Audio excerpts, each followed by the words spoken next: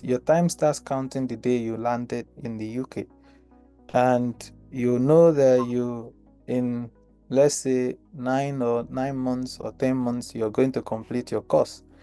And you don't wait until you've completed your course or your program to begin to look for your next opportunity.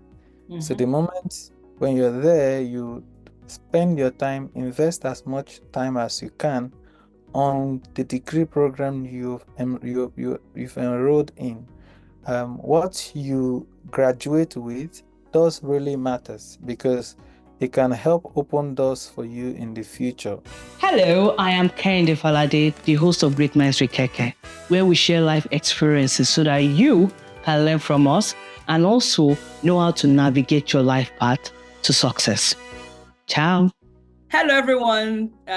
This is a new episode of Great Minds with Keke. And as you know, my name is Kehinde Falade. And today we have Dr. Dwamini Inyimanu on the show. We've been friends for many years. And his life journey is actually inspiring and worth emulating. So I decided to bring him on the show so that I can share part of his life journey with us. And if you feel it is worth emulating, you can also gain information on how to navigate your life path through his own life journey. So welcome to Great Minds with Keke, Dr. Dwamini. So official. Thank you. Yes, you're welcome. So now we're going to our questions. I know you, but the guests do not know you. So can you tell us a bit about your background, like your educational journey to the UK? Okay. Thank you for having me here. I'm delighted to be. I am a Nigerian, and I'm proud of my Nigerian heritage. I grew up in Nigeria, and then after secondary school, I was fortunate enough to be offered a scholarship to study in the UK. So I ended up studying at the University of East Anglia, where in Norwich, England, where I did my undergraduate degree in biomedicine. And after graduation, I then applied also for masters in molecular medicine as I was deciding to go on to do my PhD.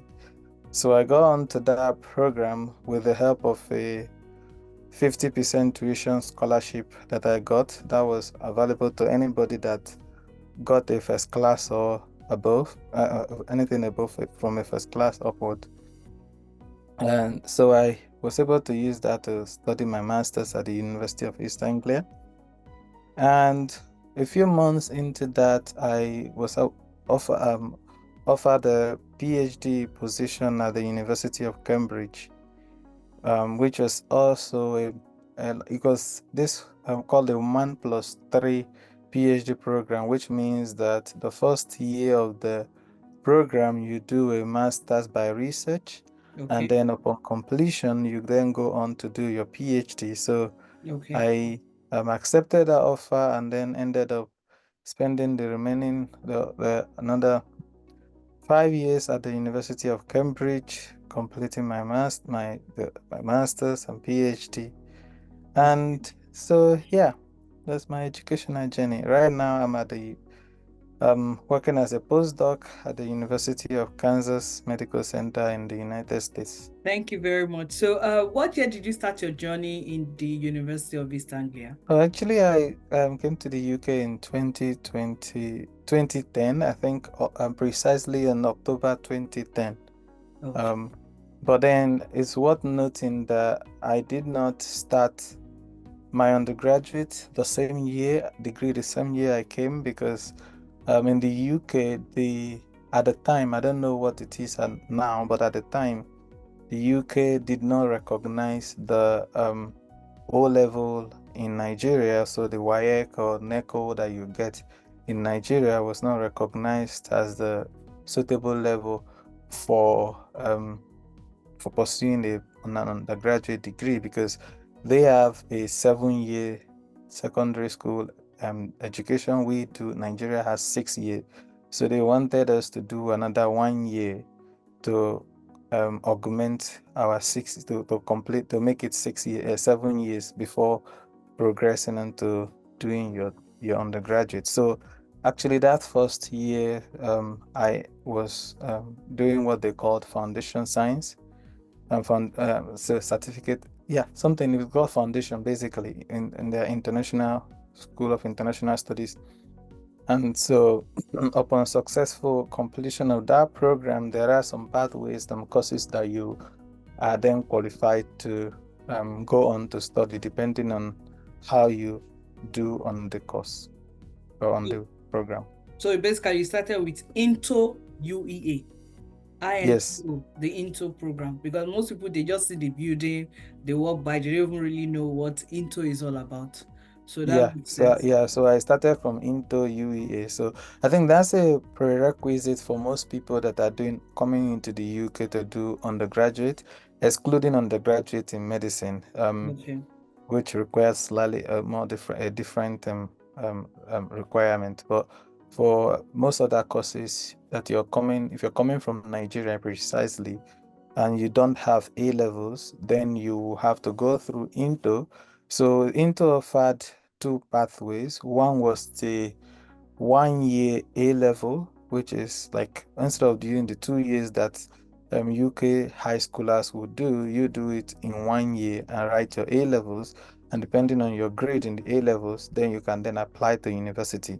Okay. Um, or if you don't do that pathway, then you do what is they call the foundation courses, which also gives you the same end point, but you just don't get A level. So I was on the latter.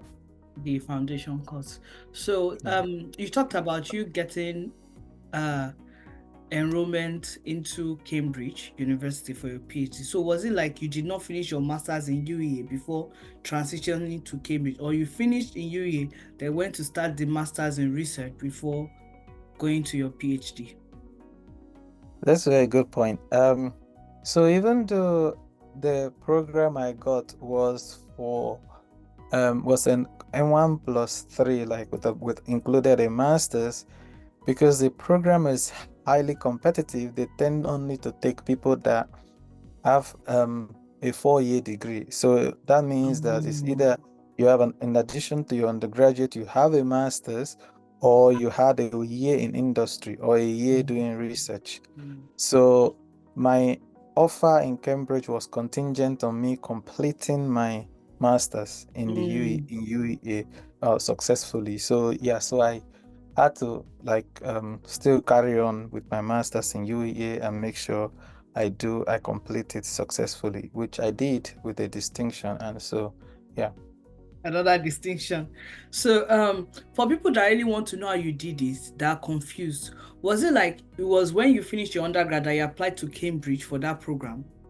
Because you know you said you gained admission during your master's degree, or you already started your master before you applied for the Cambridge program, the So PhD. I think this is another thing. Like I mean, coming from Nigeria, I think it's with the UK system is best to plan yourself Exactly. because they have admission circles. So in Cambridge, the admission circles or application circles are usually from within December. So the deadline is sometimes like usually 4th of January, which was my time. And so my master's in the UEA started in September, and the deadline for the PhD application in Cambridge to start in September the following year, by which time I will have finished my master's, actually, obviously, um, was 4th of January that year. Mm-hmm. And so yeah, so I had a couple of months into my master's, I had to do that application and Okay. submit the application. So by I think there was the last week of January that I got the interview invite. So I was invited to interview, and yeah, I after the interview, I got the offer the day after the interview. Wow. And just to backtrack, I did not only apply to Cambridge, I also applied to Oxford, Wow. and so I had the interviews on both to both universities, PhD interviews in both universities, and the same week. Mm. um, just 2 days apart. So my interview in Oxford was on a Thursday. My interview in Cambridge was on Tuesday. So actually, I mean, talking about it now, I mean, looking back, I didn't want to go to Cambridge. I wanted to go to Oxford.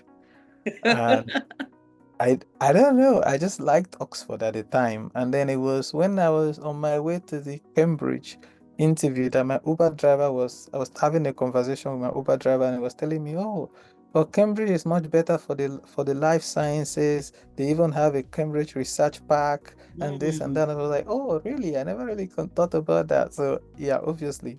But then when I got the offer, I mentioned it to, I was close to three professors at UEA. They were really, really helpful and my mentors. So I forwarded him, one of them, who was the former head of my department in UEA. I forwarded him my offer, and he also knew that I wanted to go to, I liked Oxford more than Cambridge. So he was like, go for it. Like a PhD from Cambridge was gonna set you up for the world, like just for life. Just go for it. And so yeah, that was how I ended up, yeah, then accepting the offer. Yeah. Since you embarked on this UK journey, you started in 2010, would you say you achieved your initial goals for coming to the UK? And if you didn't, how were you able to pivot to achieving other goals that came along the way?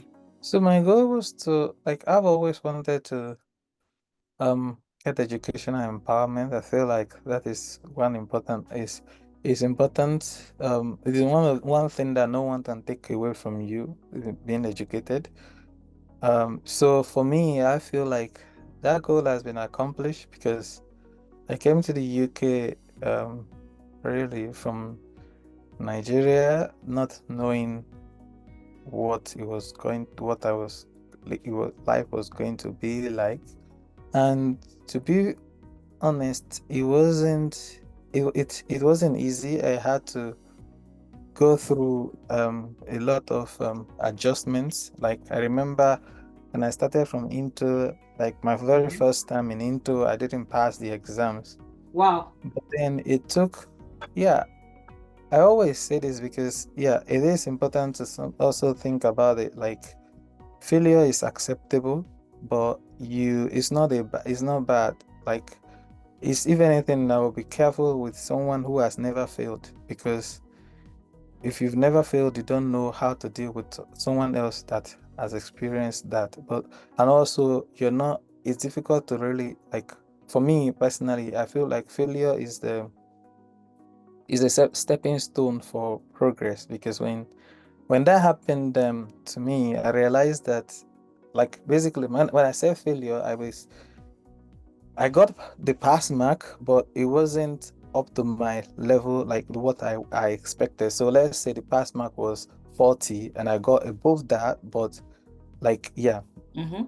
Um, so, but then it made me go back and try and think through my approach, like understand what I could have done better and what I didn't do better. And so in the process, because I just came from Nigeria, the educational system was different. I really, from based on Nigerian educational system where when I did my undergraduate, sorry, my secondary school, I just needed to regurgitate information. I can just give it back. You can cram and pass exams. But I realized part of the thing was that the questions that was thrown at me in the exams were like things that required me to be able to synthesize information that I've been um, pieces of information that I've learned and put it in my own words. And so to be able to learn that, I had to really work with my teachers, and after lectures, I will go and meet them personally and ask questions on things I don't understand. And so I carried on like that and I was able to turn it around. And by the time I finished Into, I was one of their best graduating students. Um, Again. so yeah, I feel like going back to your question about accomplishing my goals, I think that goal has been accomplished because I left the UK. I came into the UK without anything, and I got left the UK with a PhD from one of the elite universities. So yeah. And a beautiful wife.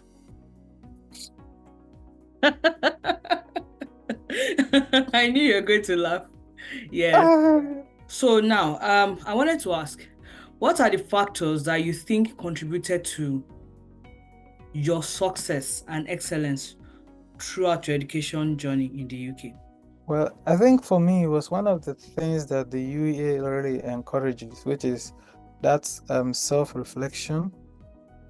And yeah, so I remember throughout the UEA, my time in the U at the UEA, after every exam, I review my approach and see my approach to the revision and preparation for the exams, what worked, what didn't work, and make a plan. Okay, how I will change or adapt my approach for the next exams. And also it's about understanding the system. Um, so in not we in the in UE at the time we write exams once in a year on what Mm-hmm. you've studied throughout the year. And but then during the year you'll be writing essays and all of that. And Mm-hmm. so I think one of the other things is also trying to understand. What I did was to try and understand what was expected of me in those essays. Mm-hmm. And so when I get, my aim was always to get a mark. So at the times, 70 was a first class. But even if I just get 70 or I get 69, I always go and go to get to the lecturers and ask for feedback, which Absolutely. they were always very happy to provide. And they were Mm-hmm. happy that you come in to provide. I think that was one of the things I also liked about UEA because all the lecturers were really friendly, so you can walk into their doors at walk into their office at any time, just give a knock and ask, "Oh, is this a good time?" And they're like, "Oh yeah, sure, come in." And you walk in. If it's not a good time, they'll tell you what time to come back in 10 minutes or in 30 minutes. And then I walk in and ask them, "Oh, by the way, I did this essay, and I was just looking at the results. I wasn't this is I thought I could get." So level, but this is what I got. What can I do better to improve my scores um, Mm-hmm. in the future? And usually, then they will give you some very honest feedbacks and guide you on what you could have done better or what actually was expected of you in that essay, and then so you can understand what was expected and what you did, and then you understand what you need to do to get to where you need to be. I So absolutely for me, agree. that was basically what how I navigated my time in UEA from basically from into all through. And so that's one of the things they all my teachers in my lecturers in UEA knew me for, because I was always one of those students that um could not like, and that will always come back to them. I mean, this is also not was also like a product of my weakness. I was very shy, so I cannot really ask question in the class. But like being able to go and see them was like, okay, this is better. I'm good at one-on-one, but I might not be good in the public situation. But Mhm. yeah. I remember then too, I was also in UA around the time you're in your first year. And there was something called officer, you book. Sometimes there were some lecturers that I don't even book. I'll just go and knock on their door and they will allow me in. Also because I don't know how they do in dev now. I did my master's in development then, and we had an examination at the end. And I knew that the exams were practically like the topics we are treated in assignments. So you're supposed to do like answer three questions, and each question you're supposed to write like a full essay. When you're writing like almost 1,000 word essay under it, and you obviously you're not ready from, so you must have known all the theories, everything, the arguments. So if you're someone that just did the assignment and you didn't go back to review, you didn't go back to ask question, by the time you meet it in the examination, you may just get the same kind of mark that you got in your assignment. In your assignment, you won't have improved how you can get a better answer in your examination. Yeah, I remember I used to go back to read my assignments in case, and it actually helped me out in my examination. Yeah. Yes. Yeah, I think that's one thing that was about UEA that was that made their exams and UEA tough. I know in my case, in our case, School of Biological Sciences, the exams were not usually based on the essays, but were based on the lectures. But sometimes it could be on a material that was covered in 3 or 4 or 5 lectures, sometimes 6 lectures. Mm. And you're expected to write an essay, like at least 2 pages or so, with diagrams.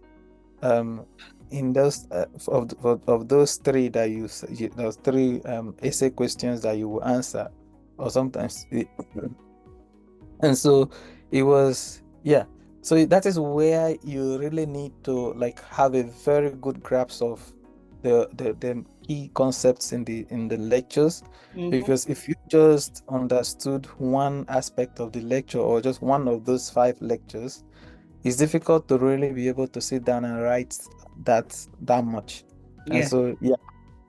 As a student, were there social activities that you engage with, or was it more of like church programs? How were you able to balance studying and academic activities with social life?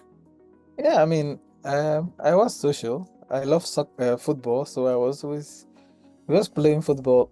I played football with the local football team in a Saturday league. I think what was it? What they called? So yeah, so every Saturday I was always like playing football with them, and my group of friends also will go around every evening in the summer, and sometimes even early autumn, or like, so long as it's not snowing, we'll go out and just go kicking about. But aside that, I was a member of Quest Christian group. Yeah. I also go out with the Christian um with the uh, CU, was a Christian Union of the Mm. UEA. So yeah, so I was active socially, but one of the things the ways I redeemed my time at the time was, for me, I like to study at night. So I do these things in the day, and was in addition to being active in church, I do these things in the day, and at night I will spend the night studying. And yeah. So while doing all these things, were you also working part-time? Oh yeah, so I was working part-time as well, at the time. But the way the work went was that sometimes you don't it wasn't predictable when you were going to work, and as a student you were only allowed 20 hours of work, um I think per week. So I work with an agency as a healthcare support worker. And so when you get a shift, where you might be in the middle of the day, they will call you or text you for a shift. And if you accept, then you go for that shift. Sometimes it's a night shift, sometimes it's a day shift. And yeah, so sometimes if I go for a day shift, it has to be on a Saturday, obviously. But I prefer the night shift because I could take my lecture notes or things I need to read with me and spend the time Yeah. there reading when the clients are sleeping. Thank you very much for all that you said. And your postdoc, in postdoc, you are researching, and the truth is, you always get better over time. So, how Mhm. do you say it has helped you, your research, maybe your PhD, your postdoc? How have these two programs helped you to hone your skills as a researcher? I guess for me, like, postdoc was like, for me, like when I finished my PhD and I was torn between, well, considering doing a postdoc or going into industry, mostly because my PhD was pharmacology and I did a lot of work with industry. Um, but then I was kind of still passionate about doing research and teaching and stuff. So I part of the reason I considered a postdoc, and so, but then at the same time, it was also about the field, which field. So during my PhD, I have established some research in the kidney space, and which was not really being done at the time in my lab and my PhD lab.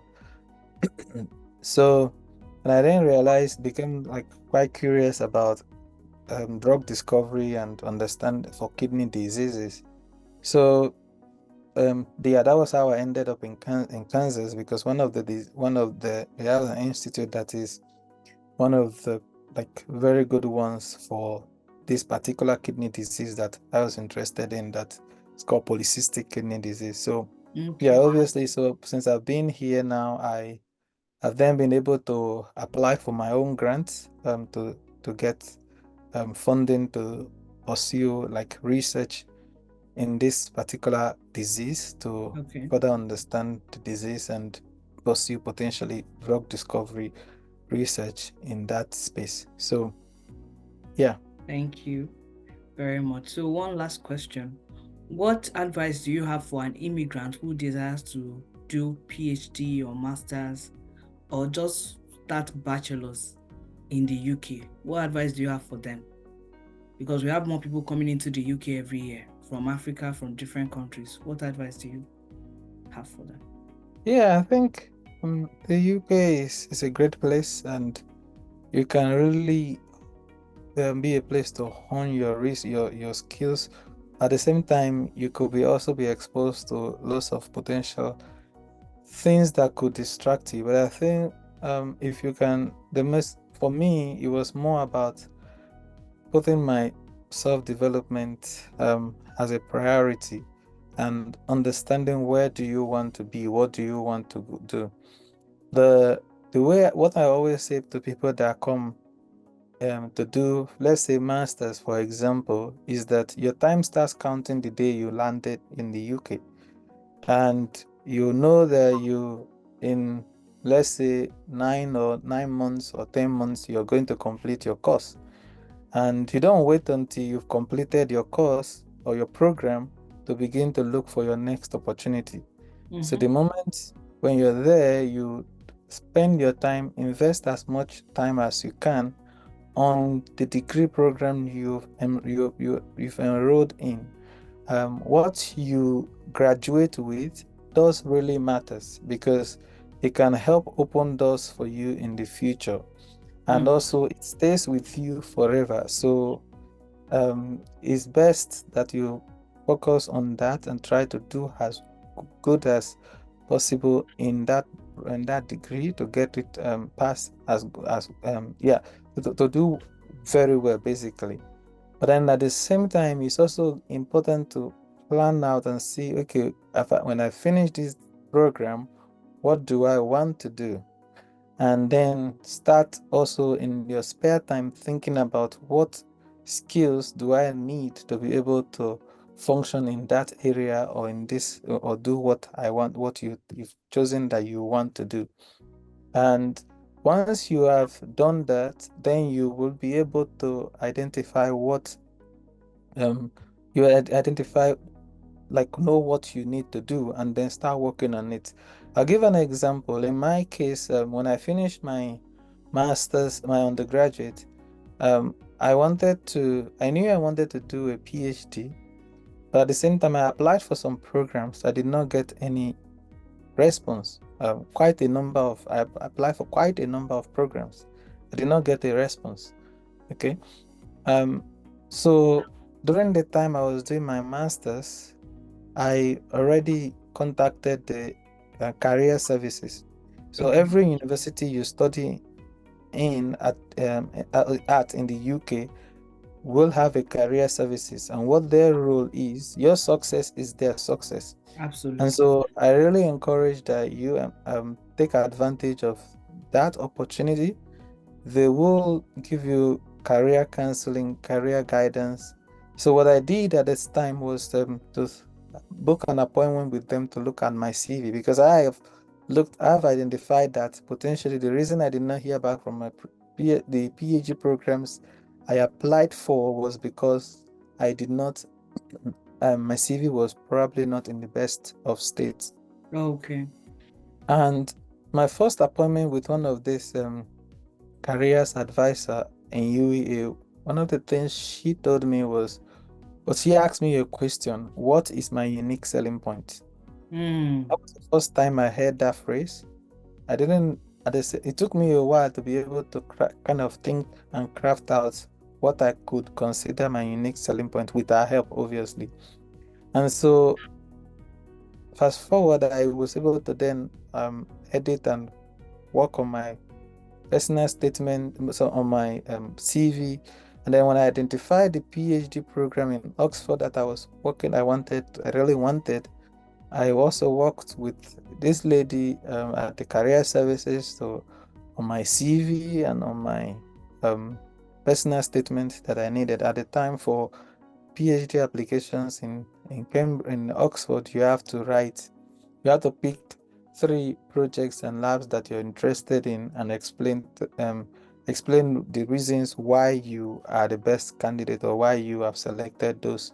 And you do that in I think it was 1 page or 2 pages, which it seems easy, but it's hard to do that in two Yeah. pages without, and if you are not allowed to widen the margin. So they helped me. So what I'm saying that to say that it's best to maximize these opportunities that you have and to maximize them early, because that is what will make the most, and that's why how you will be able to make the most out of it. Okay. Thank you very much for your time.